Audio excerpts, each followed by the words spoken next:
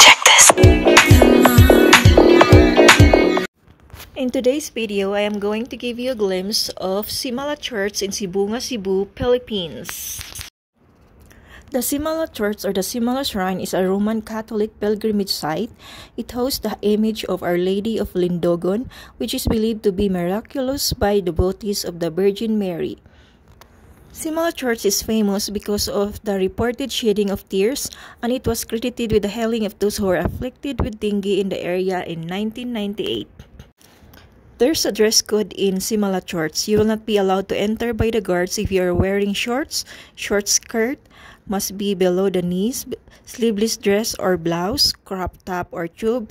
Men must be wearing pants or jeans and a decent shirt, not shorts. For the Catholic devotees, the main reason why they visit the place is for them to offer their devotion, prayers, and petitions to the Virgin Mary with the hope that its petition and devotion will be answered.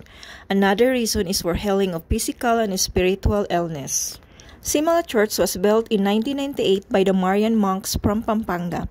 It used to be just an ordinary church until after the incidents of miraculous events, one of which is the shedding of tears of the Mother Mary's image.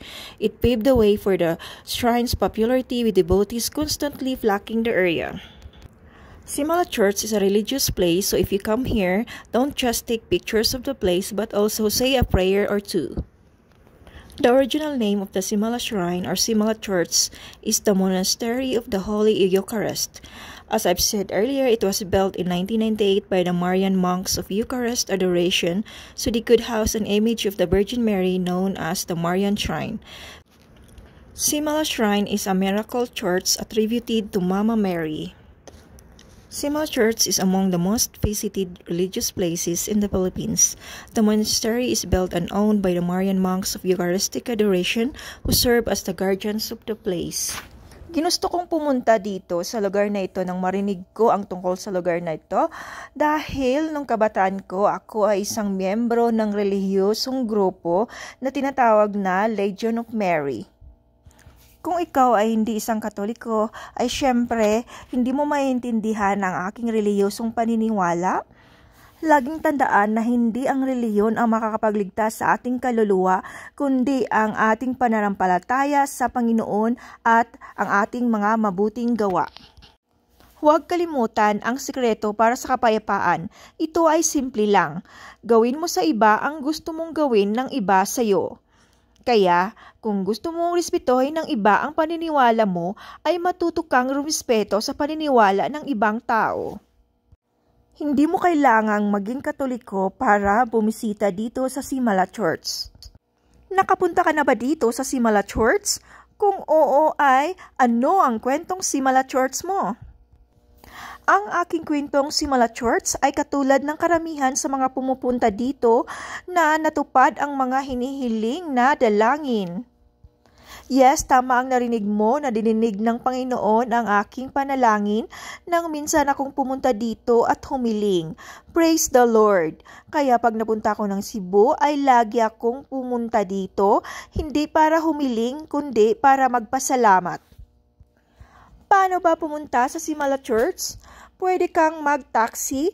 Mas mahal siya kaysa mag-bus pero mas convenient siya at ihatid ka talaga papunta sa simbahan.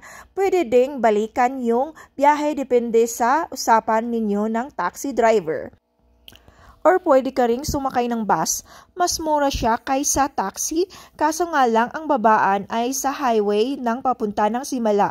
Pagbaba mo ng highway ay kailangan mo pang sumakay ng motor na pampasaheroan papuntang Simala Church. Medyo malayo ang Simala Church sa Cebu City. Mga mahigit 3 oras ang biyahe depende sa traffic. Para sa akin ay worth it naman ang layo ng biyahe dahil parang paraiso ang ganda ng lugar. My camera may not justify the beauty of Simala Church. You need to see it in person in order for you to experience the breathtaking view of Simala Church. Tuwing punta ko dito ay napapansin ko ang pagbabago ng disenyo ng lugar. Tuwing punta ko dito ay laging may pagbabago sa disenyo ng lugar. Kung titingnan ay ang laki ng Simala Church, pero huwag kang mag-alala dahil may mga nakalagay na sign. Kung mahilig kang mangulikta ng souvenirs ay may mabibili ka sa loob at labas ng simbahan. Meron ding mabibiling mga pagkain sa labas ng simbahan kung sakaling ikaw ay gutumin. Kung gusto mong magkwento tungkol sa Simala Church or kung gusto mo lang mag-share ng impormasyon tungkol sa Simala Church, ay please comment down below. Kung may tanong ka tungkol sa Simala Church ay huwag mahiyang mag-comment dahil baka alam ko ang sagot or baka may makakabasa na alam ang sagot sa tanong mo. Many devotees visit Simala Church because this image of Our Lady of Lindogon is believed to be miraculous. In fact, when you visit Simala, you'll find some personal items like nameplates on crutches being left here as a sign of gratitude after devotees have experienced the miracles themselves. Described by many as one of the most beautiful churches in Cebu, Simala Shrine is a place of pilgrimage for devotees. Known as the Miraculous Mother Mary Church, after the Virgin Mary statue house within the shrine was seen crying. It attracts hundreds of people every day, hoping their prayers will be answered. This monastery of the Holy Eucharist, or usually known to Cebuanos as Birhen sa Simala, is situated in the southern part of Cebu, particularly spotted in Marian Hills, Lindogon, Simala, Sibunga. This monastery of the Holy Eucharist is renowned worldwide for the miracles made by the Blessed Virgin Mary. People come to Simala Church to offer their prayers, petitions, devotion to the Virgin Mother, and their wishes to obtain various graces and gifts. Some people come to be healed from various illnesses, from minor physical sickness to even praying for miracles, such as from being lame to becoming well again.